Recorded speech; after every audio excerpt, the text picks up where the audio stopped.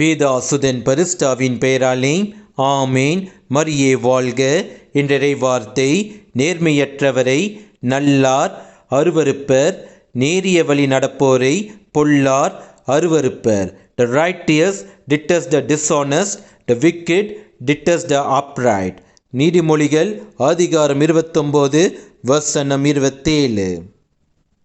இந்த உலகத்தில் நம்மை ஒவ்வொருவரையும் நம் கடவுள் இயேசு கிறிஸ்து அழைத்துள்ளார்.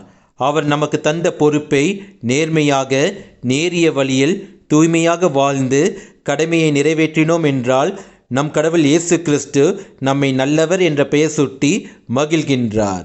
அந்த பெயருக்கேற்றவாறு நாம் நேர்மையான வழியில் நேர்மையற்றவர்களுக்கு எடுத்துக்காட்டாக ஒளியாக வாழ நம்மை நம் கடவுள் இயேசு கிறிஸ்து இன்று அழைக்கின்றார்.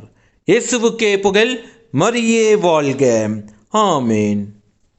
எந்த சூழ்நிலையும் அவர் அன்பே நின்று என்னை பிரிக்காது காத்து கொள்வான்.